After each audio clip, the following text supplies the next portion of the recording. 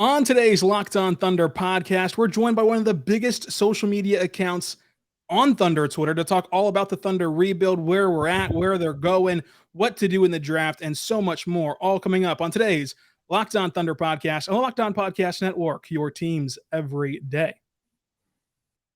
You are Locked On Thunder, your daily Oklahoma City Thunder podcast. Part of the Locked On Podcast Network, your team every day.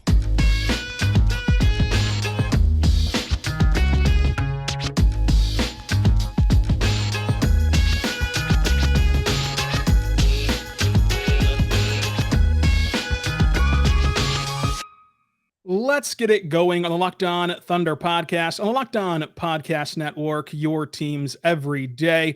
I'm your host, media member, and editor-in-chief over at thunderousIntentions.com, Rylan Stiles. You can follow me on Twitter at Rylan_Stiles. Follow the show on Twitter at LOThunderPod and email the show, LOThunderPod@gmail.com. Thank you for making Locked On Thunder your first listen every single morning, every single day. We're here for you, talking Thunder basketball, free and available anywhere you get your podcast from, including on YouTube, as we start our Draft Dash, a podcast every single day up until the draft. We're usually Monday through Friday. Next couple weekends, let's go ahead and extend that to the weekend as we get set for the draft. But joining me today is Cone on Twitter. You know him, you follow him, one of the biggest, if not the biggest, Thunder accounts on Thunder Twitter and NBA Twitter. Cone, how are you doing today? I'm doing good, man. Excited to talk about the Thunder as always. I wish there were more people who are excited about the Thunder to talk about them as I am. I always just want to make random tweets like, guys, I'm so excited about the Thunder. Like, I can't wait for the draft. Been counting down the days, and it's a lot nicer than last year where it was like, oh my God, are we going to trade up? Like, how did we fall to 6? And this time, obviously sitting at 2-12. We're in a pretty good spot. So all in all, I'm excited. The Summer League is going to be my NBA Finals, so I can't wait for it. Yeah, it's a much better spot, less pressure, so to say. There's hardly any bad outcomes that can happen on draft night. I mean, I guess if they miss the pick and the clock expires, that's a bad outcome. But almost other than that, you're in a pretty good spot at 2, 12, 30, and 34. But Cone, where did all this begin? Where did the whole Cone Twitter account begin? How did you just grow this account? What kind of brought you to be a Thunder fan? Just give us your whole life story. Let's start from whenever you're 1 year old. Yeah. So I was born, I'll skip ahead a little bit. So obviously, so I'm actually from Virginia on the East Coast. So I am nowhere near Oklahoma or Oklahoma City. So whenever I introduce myself or people learn about me, they're like, well, then why the heck are you an OKC fan? So my family was like super into baseball growing up. And as I think I was like 13 or 14 years old, I just kind of started to see some NBA 2K videos on YouTube, and I was like, oh, like basketball looks kind of fun. And then I ended up getting like NBA 2K14, I think it was, and I was like, oh, but like basketball's pretty cool. I'm gonna start watching it, and then just watching games. I just happened to watch Thunder games, and ended up falling in love with the team. Loved the color scheme. Loved, in particular, Russell Westbrook, my favorite player of all time. Love Brody. Wish this season went a little bit better, but hopefully maybe next year. So it kind of just happened. And then in terms of the Twitter thing, how I grew it, people ask me that all the time. I've got no idea how this happened. It just like I have people DM me. They're like, "Hey, do you have any tips for getting started on Twitter? Like, do you have any like suggestions, advice?" I'm like, I don't really know. It just kind of happened. So my older brother and I, he's also on Twitter, he's a Philly fan. He and I worked this summer job at like a parking lot, where we're just parking lot attendants, and we would work together sometimes. And we were super into basketball, but we were kind of bored just hanging out there. And so we are like, what if we like made like Twitter accounts to talk about basketball? We had seen some basketball Twitter stuff on our personal Twitters. And we're like, yeah, sure, let's go ahead and do it. And that was summer of 2019. And here we are, summer of 2022. 3 years later, had no idea it would be where it is now. Just talking basketball, making memes and stuff like that, especially through that. I think part of the reason why I actually grew to where I am now is that crazy, like, like expectation shattering season from the Thunder in the bubble year, like 2019, 2020. That was my first year on Twitter, and so many people were following the team, falling in love with the team. Chris Paul, Shea, Dort, of course, was an incredible story. So heartbreaking that we didn't win that series. If Lou Dort hit that three, I might have gotten like it tattooed like on my entire body. Would have been one of the greatest moments in all of professional sports. A little bit of bias there. So I think part of that was kind of the reason why it all blew up. And here I am now, somehow 60,000 followers later. Don't really know how it happened. But yeah, started bored at my job one day, as most great things do.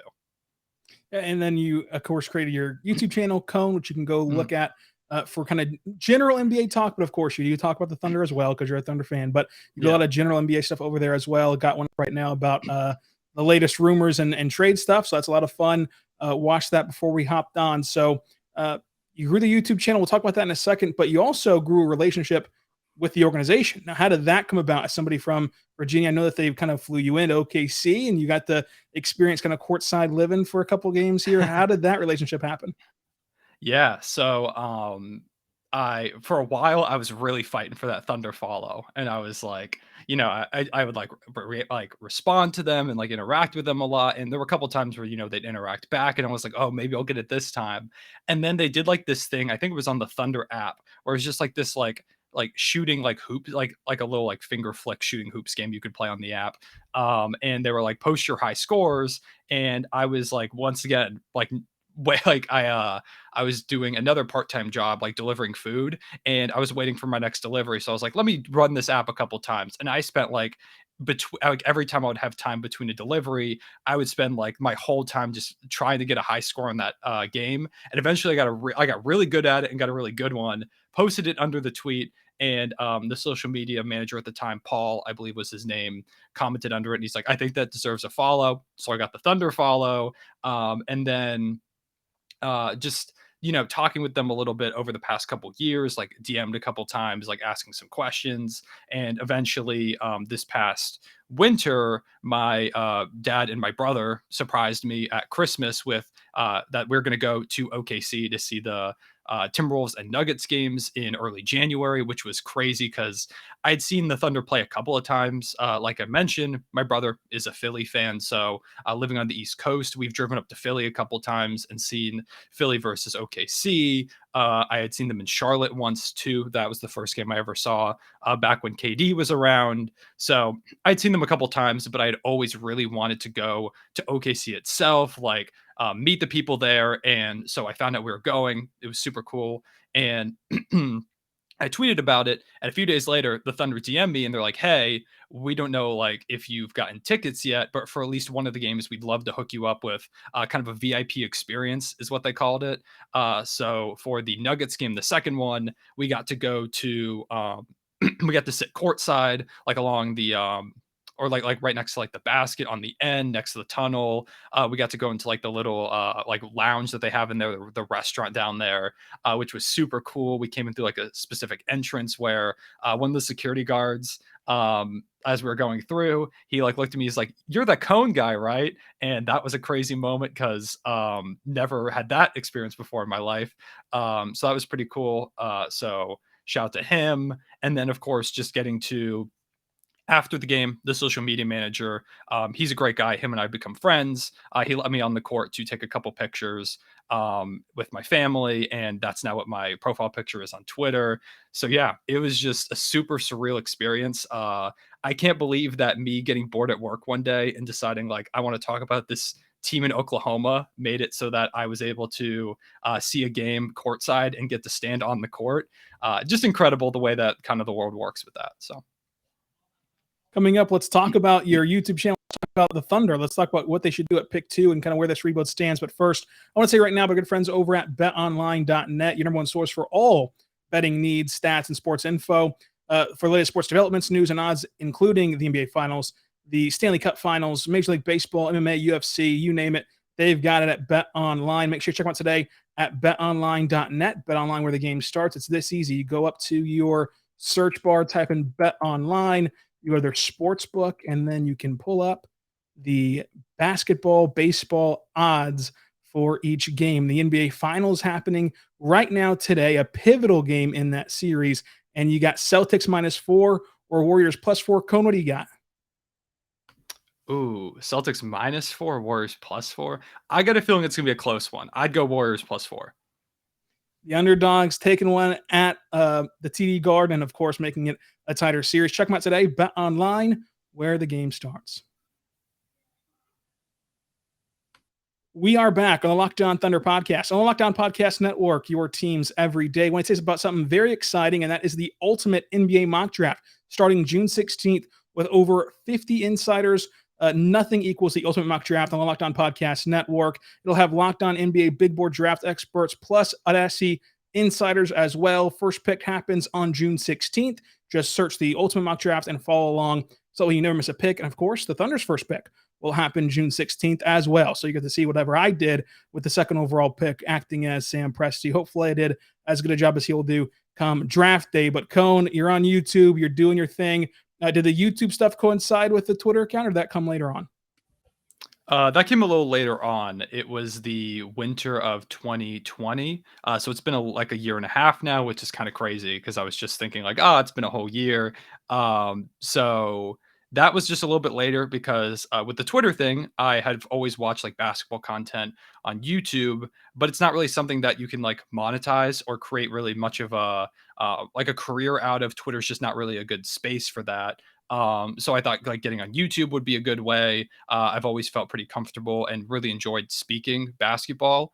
So I thought it would be a good way to kind of expand, and it's been really fun. Had a good time with it. Like you said, I make kind of like general NBA content, like after games happen, I'll like make like post-game reaction type videos, but also just like talking about big news. And of course, overall focus on the Thunder, because I can't help my biases. And, like I said at the beginning of this podcast, I will take any opportunity to talk about the Thunder whenever possible. So just trying to, continue to grow my grow the brand, like kind of grow me as a person rather than just like for a while being known as like, that like one Thunder account, like kind of creating a little bit more about me. And, maybe someday trying to turn this into kind of a career of some sort.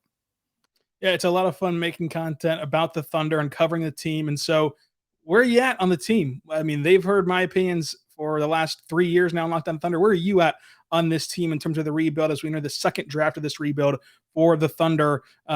When do you think that the Thunder can shift out of this rebuild? Kind of who on the team do you like, dislike? What's going on with your opinion on the Thunder? Yeah, I'm very optimistic. I think that we're in a really good spot. I think the like winning out in the lottery the way we did was an incredible boost to where we're going. I think we're in a great spot. I think Shea, I've been very vocal about this. I'm a believer that Shea can be that franchise best player on a championship winning team. I think he's more than capable of it. It's all about just putting, the pieces next to him. I think Giddey had an incredible rookie season. I'm really excited to see him and Shea continue to grow together, learn how to play together. Some people are a little concerned about the fit, but I'm not. I think it can really work out. Love Lou Dort. Some people, once again, they're like, should we extend him? If Lou Dort was gone, it would break my heart. So Lou Dort, need him to hang around. Trey Mann, I thought was a great pick last year. Love the pick, and he's shown a ton of flashes. Those multiple 20-point quarters we saw as well. And then other guys like Baisley, Poku, I think have shown some flashes too. A little more raw, but I think that they've also got some potential. And of course, let me do some calculations, 47 million draft picks that we've got. I think I think people really underestimate how big of a deal the draft picks are. I see a lot of just like casual NBA fans say like, like why is he getting more picks? You can't draft that many players, not considering the fact that one of the biggest trades in recent history, the Paul George to LA trade, included a ton of draft picks. Drew Holiday going to the Bucks took them a few draft picks. Anthony Davis to the Lakers took draft picks. Draft picks are huge, and not only are draft picks, because sometimes there's the issue of, do you want to trade a player to a team who's going to give you all their draft picks and this good player is just going to make them better? But we've got the Clippers draft picks, we've got Rockets picks, we've got picks from random teams all over the league. It's just such a wide array of assets to use, whether we want to draft guys, whether we want to like I was just talking about, trade them when a superstar becomes available, there's not going to be a lot better offers than Sam Presti saying, I've got these couple young guys and like 9 or 10 draft picks. Like, what do you say? Like, there's not a lot of better offers out there. So I think that Presti's done an incredible job putting us in a great place to go forward. Of course, the question, like you said, is when is the next step? And I think it really does depend on kind of, well, obviously it depends a lot on the lottery. Getting lucky in this one is huge, but also kind of, I think the way this next season goes, I'm of the opinion that if this draft goes well, if the players come out and play the way that I think they can, assuming, we take guys that are really impactful immediately, I think it's going to be hard to keep us down for too long. I could see this team making a push for the play-in, maybe not making it, but, being like right there in that 11th, 12th spot where you're like half a game out or just a few games out. And at the end of the year, just lack of experience kind of takes over and you miss out on it. But the Thunder are coming fast, in my opinion. Shea, Giddey, Dort, Mann, you're going to add a second overall pick. And I think any of the top 3 guys are ready immediately to make a contribution. You could get some really good players at 12 as well that I think could impact the game immediately. And also, like, you've got cap space. And I think really it's just, to me, it's kind of a matter of time before we reach that point where a superstar says they want out, they become available, and Sam Presti's like, all right, that's our guy. We're going to go ahead and trade for him. And I think that could be really, I know a lot of people have been kind of pegging next off season as maybe the time when we go through 2023, where the draft class is supposed to be loaded. Obviously, Victor Wembanyama, guys like Scoot Henderson, Tariq Whitehead, just a couple names that could be incredible players. So maybe this next year, well, maybe not necessarily like a tank year. It's another year in the lottery. And then maybe next year we draft one of those guys, or we use a bunch of the picks to try and trade up, take one of those guys, and then ultimately in the offseason, make a couple moves, and who knows? Yeah, I think it's the same kind of wavelength where you're going to draft a very fun young team. Young teams typically do not win a lot of games, especially down the stretch of a season. And then also just 2023 just sets up so beautifully from the draft being as deep as it projects to be right now. The cap situation where it's just so clean, where you're only paying Shea and the rest are on rookie deals. And you're losing Kemba Walker's dead money. You're losing Kyle Singler's dead money after this season is over.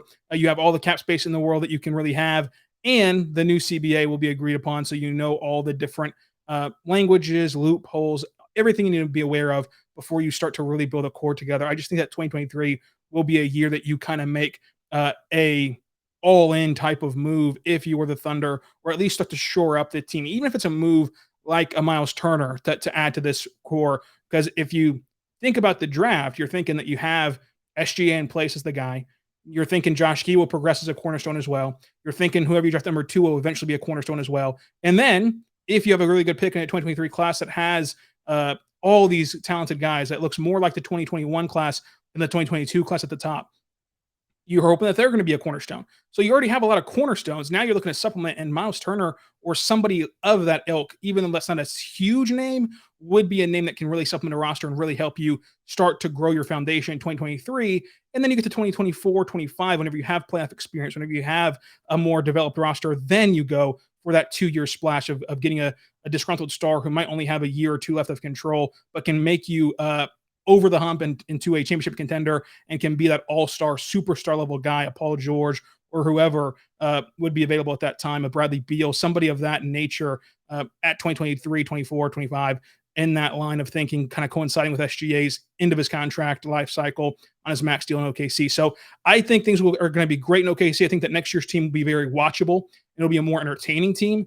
But I do agree, after the All-Star break, you could see them go 0-10 or 0-12 or whatever the case is, being a young team. And in a Western Conference, which is very, very competitive. If the Kings are truly going to go all in and compete, if the Spurs are going to go all in and compete in Pops last year, then all of a sudden you're really just waiting out injuries that will keep teams down, because if they're all healthy on paper, they all look really, really good. Even the Clippers look great, even considering how they haven't had a ton of assets to build that roster. They've done a great job without assets to go and build around Paul George and Kawhi. So if everyone's healthy, which never happens, but if they are in the Western Conference, it's going to be easy to quote unquote tank or lose, because you really are only battling Rockets. Everyone else wants to win, or at least go to the play-in right now.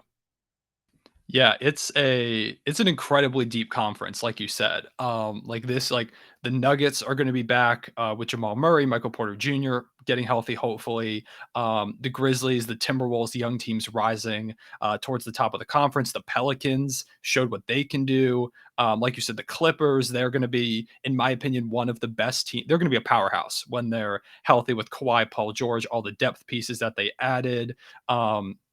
The Kings, it clearly looks like it's the Kings, so who knows how well they'll do of moving into that win now and pushing for the playoffs, but it's clear they're trying to make an effort. Same thing with the Spurs. There's rumors that maybe they'll trade for a guy or two, just try and make a little bit of a push, especially like if you said it is Pop's last year. I don't see them tanking in Pop's last year. I think even though they won't be a contender, they'll go and try and make some moves to maybe at least make a playoff push. So yeah, it really does feel like it could be just the Rockets that are trying to tank out alongside the Thunder potentially, depending, like you said, how it goes, being a young team and also how injuries go, because the Thunder have not been super lucky with injuries over the course of the past couple seasons, whether or not some of them are just like, hey, sit out for a little bit type thing. Overall, it's been kind of injury riddled. So yeah, like you said, I think towards the end of the season is really when we'll fall a little bit, and then hopefully, fingers crossed, bring in Victor Wembanyama. That would be perfect for the Thunder rebuild. I do want to tell you right now, before we get into the draft, about Sakara. Sakara is a wellness company anchored in food medicine on a mission to nourish your body through the power of plants. Sakara gives you the tools you need to transform your life with their organic, ready-to-eat meal delivery program and functionality with their wellness essentials. Make sure you check them out today. It's a nutritional design that created breakfasts, lunches, and dinners for you that are made with the power of plant-rich ingredients to boost your body energy, support your digestion, curb your sugar cravings, and make your skin glow. Plus, it's all delivered right to your door, ready to eat. So Car's functionality is the best part of it because, again, it's delivered ready to order, breakfast, lunch, and dinner, plant rich. It's all for your wellness and everything like that. Sakar's product design is incredible. Check them out today. Sakar, they're going to offer our listeners 20% off of their first order when you go to sakar.com/lockedon, or just simply enter code LOCKEDON20 at checkout. That's sakara.com, sakara.com/lockedon20 to get 20% off of your first order. Sakara.com/lockedon20. Sakara, sakara.com/lockedon20.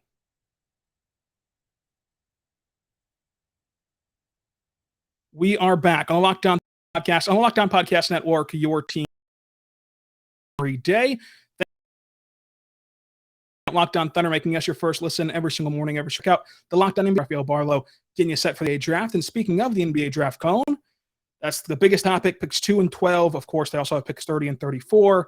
At 30 and 34, to get that out of the way, I've heard that Keon Ellis has had fantastic draft workouts, especially with the Thunder. The Thunder brought him back for 2 workouts, and it seems like he's killed it there in OKC. So there's a sense that he is one of their main targets down there in the bottom of the draft. But picks 2 and 12. Cone, I give you the power of mind control, and you can control Orlando and just decide that they pick Walker Kessler number 1 overall.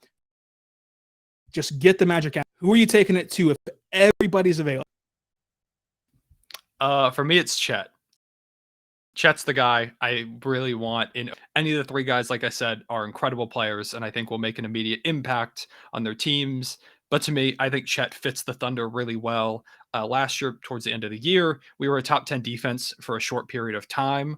And if you add a guy like Chet, who I think has incredible defensive player of the year level upside on that end, you really start to build that defensive identity that I think could be huge for this Thunder team. Of course, you've got like Dort, Shea and Giddey have both shown some flashes defensively. Darius Baisley really locked in defensively at times last year, especially as a shot blocker. There's a lot of length on this team as well. And I think you can start to build a defensive identity alongside like the potential offensive upside of like, of course, you've got Shea, Giddey, Trey Man, guys like that. But to me, I think Chet, just alongside being a floor spacer at the center or power forward position, being able to like space the floor, give Shea more guys to pass to on the perimeter, as well as Josh Giddey. Something that this team obviously desperately needs a little bit is that shooting. You also give a guy who is a legit 7-footer to Josh Giddey. And one of the biggest things that I've wanted is to give Shea and Giddey a lob threat, someone who can jump up, catch lobs, because recently it's been like Derek Favors and Darius Baisley, and that one time there was Trey Mann. So not the most like hyper athletic guys. So to give them that kind of lob threat, I think would open up their driving games a lot as well. And for a guy like Shea, who already makes a killing in the paint, giving him the ability to lob to a guy like a Chet Holmgren, I think would be incredible. There are a lot of people concerned about his frame. I'm really not. To me, I think that he can get with strength coaches. I think he can bulk up a bit. And I think he has the defensive skill set to handle those little bit of deficits in terms of his frame and his strength. I think he already is just an incredible defender. We saw against a prospect who I like a lot in Jalen Duren in the second round of the tournament. He did a really good job against him. Contested a lot of shots, blocked him a couple times, a lot of like questionable foul calls in that game. Overall, just really held him to poor shoot, who I think is going to be such a good center in this league. That to me is a great sign. A lot of people say things like, oh, like, can he guard Embiid? Can he guard Jokic? Nobody can really guard them. And I'm confident in the Thunder's ability to kind of play some more team-based defense. And even still, Chet doesn't need to guard them now. We're on the first year of him being on the team potentially. So he's going to be fine long-term. And I think that he would just fit perfectly in this team. So you got Chet at 2. Who would you want to see the Thunder pair with him at 12? Who do you hope falls to that spot, or who do you hope that the Thunder move up and get? Yeah, so there are a lot of guys who I really like in that position. Obviously, Dyson Daniels has been a guy that's been rising up a bit. He has the Australian connection with Josh Giddey, and I think he would just fit this team well as a potential 3-and-D guard. Or forward. He's got a little bit of size. I also like guys like Malachi Brantham. I like him a lot, bringing in some shooting. I like a Benedict Mathurin if we're able to trade up a little bit, because I think he'd probably be gone by that pick. Or even like a guy that I just mentioned, like say we don't get Chet, or even if we do get Chet, but we see him as more of a 4, Jalen Duren at 12, I think would be a great pick as well. I like him a lot. I think I see some shades of Bam Adebayo in his game, being able to knock down mid-range shots, being a force at the rim, being really physical, as well as having a little bit of playmaking upside that I think some people didn't really see as much over the course of the season. So those are a few guys that I would really like. Just another big, or just bring in some more shooting for this team, some guys that can create their own shots to help kind of take a little bit more of that burden off of Shea. Yeah, and I think that 12 holds a lot of value in this draft. Well, this draft doesn't really have a ton of top tier stars, like last year was so deep with Cade and Green and Mobley and Barnes and Suggs, all viewed as kind of top guys last year. And then, of course, Giddey turned out to be as good as he was. I think that this draft has a lot of deep talent in terms of like complementary pieces to your rebuild. Of course, at the top, you have Ivy and Chet and Jabari and Paolo, who all look to be very good, kind of cornerstone guys. But past that, you have a lot of guys who can be really important complementary guys. And at 12, if you agree that Branham's rising, and I've heard that he's been killing draft workouts, especially, in this process post-combine and pre-combine, in this area, he's kind of really helped himself, and he did work out with OKC, and it appears to have gone very well. If he's going to rise, then somebody has to fall. So like if you think that Daniels is rising, which has been out there huge, and Branham's rising, which has been out there huge, if all those guys are rising, then AJ Griffin or Jalen Duren or Jeremy Sohan or somebody, Johnny Davis, has to be there at 12. So that's why I'm not in this huge rush to trade up, because a name has to be there that you like. If you have all these guys rising before we even know who the draft day surprise is, there's always going to be a guy that leaps in there that wasn't rumored to leap up. And so there's going to be a surprise. There's going to be a riser. So at 12, you're going to have a lot of value where you don't necessarily need to give up a ton of assets to move up. I think that it would take somebody falling that is just totally unexpected. Like if these scouts are right that they think that Sharp has talent, but they don't feel comfortable drafting him, or their ownership wouldn't feel comfortable drafting him, and then he starts to fall. If you have Shaedon Sharp falling to picks 8, 9, 10, then you start to give up additional assets to go get a guy like Sharp who could be a superstar. But besides him, the difference in a Mathurin versus a Davis or something like that, to me, isn't great enough to give up future assets unless you just truly are all in on them, which of course, if they did that, Sam Presti would be. Yeah, I completely agree. I think we're in a really good spot at 12. Like you said, I'm not really in a rush to trade up, to give up additional assets. If there's a team out there that can give us a pretty good deal, I know there's been rumors that the Thunder probably won't take all 4 picks. So if they're willing to kind of let us consolidate a little bit, take some extra capital and move down a few spots, cool with me. But all in all, I'm perfectly fine if we just stay at 12. Like you said, if a guy like Shaedon Sharpe, who I think has incredible potential, falls a little bit, then I think a trade up makes a ton of sense. But it really does speak to the value of the Clippers losing that play-in game. Because right now we could be at like a 15 or a 16 instead. And now we're talking about how do we trade up to like a 12 or an 11 or a 10 even? How do we trade up a few spots to get one of these really great prospects that, like you said, are great complementary players? I think there are so many guys in this draft that just have the potential to be such valuable pieces long term, even if they're not stars. Every team, like we see right now in the finals, with like the Warriors having like an Andrew Wiggins, who obviously was the first overall pick, but just in a similar role, complementary wise, those guys are just as important having star players. We've got Shea, we've got Giddey. We're going to pick up someone at number 2. So getting one of those valuable role player guys that could help now as well as long term and just be really solid throughout his career, it does speak a lot to how valuable it is to be there at pick 12 rather than like a 15 or a 16. And you're right. I think that in this draft, the Thunder were gracious enough to not miss the cutoff at either point. Like last year, you felt at the time like you missed the cutoff. Like there was a run of stars and Cade Green, Mobley and everyone else that you just barely missed out on. And then you salvaged it by getting Josh Giddey. And this one, if you would have stayed at 4 or went below 4, you'd have just missed the cutoff of the big 3. And now we're figuring out that Ivy is closer to that big 3 than we originally thought, but you would have just missed that cutoff. And then, like you mentioned, if the Clippers win that play in, then you just missed the cutoff of this run of guys who we think is very talented. Now, before we get you out of here, the last question, we talked about how the Thunder will probably consolidate these picks. I think that there are 4 dispendable guys that could allow them to take all 4 draft picks, and the Thunder will not be leveraged into trading, but if they have an offer on the table that they like, they'll take it. So if they trade pick 30 and 34, this was brought up by the Box and One newsletter. They have a sourced information that they say that the Thunder are looking to trade picks 30 and 34 for a veteran piece. And to me, a veteran piece would be a big man because they're really heavy on the perimeter right now. What does that do for you if we find out on draft night that the Thunder have packaged picks 30 and 34 for a veteran big man? Do you think that pushes them to the play-in, or do you think that signals that they're going to try to win versus try to tank next year? Or does it just not matter to you? It would be very interesting. It definitely depends on who that big man is. I'm very curious to see what that trade looks like and who we end up getting. Obviously, like picks 30 and 34 would add more young pieces, but at some point we do have to add veteran talent. And bringing in a guy like it showed the value when we traded for Kenrich Williams in that Steven Adams trade, because he's not really that young. He's not super old or anything, but he's not necessarily a young piece in today's NBA. But we brought him in, and now he's this phenomenal role player that so many teams wish they had. And guys like that are, like we talked about, huge for championship runs. Just having those really solid guys, those veterans, those role players. So if we went out and got a veteran big, I think I'd be really excited for it.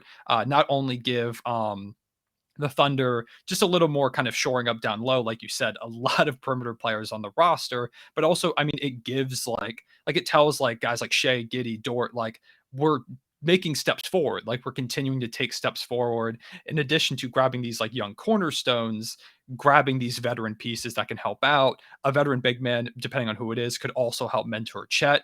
You need those veterans in the locker room to kind of be mentors to these young guys. You can't just have a team of solely like 23, 24-year-olds. You got to bring in some vets. And so I think that that's something I would be excited about. And in terms of, are we trying to win? I think it would definitely signal that we're like, okay, like maybe we won't necessarily like push for the playoffs like super hard or anything like that. But if it happens, it happens. If, just kind of one of those seasons where it's like, we'll see how this goes. If we miss the playoffs, miss the play-in, fine. Like that's okay. We get a lottery pick. But if we make the play-in, whether we lose or win, it's some valuable experience. It's just another step forward. It gets the guys hungry and be like, oh, we're right there. And maybe then when we fully go in 2023, potentially, like we talked about, they've got that little taste of playoff success, maybe like a similar situation with like the Grizzlies, who like had a little taste of like the playoffs last year where they lost in 5 games to the Jazz, but then this year came into things ready to go, ready to make that push, and ended up being the 2 seed.